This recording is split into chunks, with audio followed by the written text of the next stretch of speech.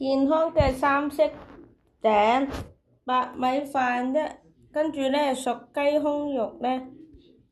跟住咧就蘆筍、胡蘿蔔、洋葱、蛋、少許橄欖油、植物油、醬油、日式味噌醬、鹽、胡椒、芝麻、青葱。按照平時方式煮白米飯，利用處理蔬菜同埋雞肉。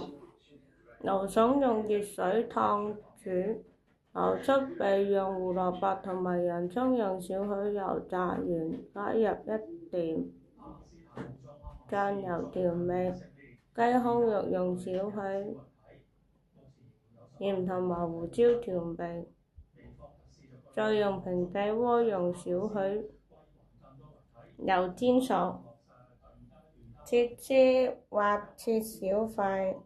打入3個蛋，加入少許鹽，用中火炒成蛋，或直接炒成散碎，仲喺盤子上先放適量米飯，分別將炒好嘅蛋、雞肉、蔬菜放喺米飯上，形成色彩鮮明嘅3層或者3段，可淋上少許醬油，擠一些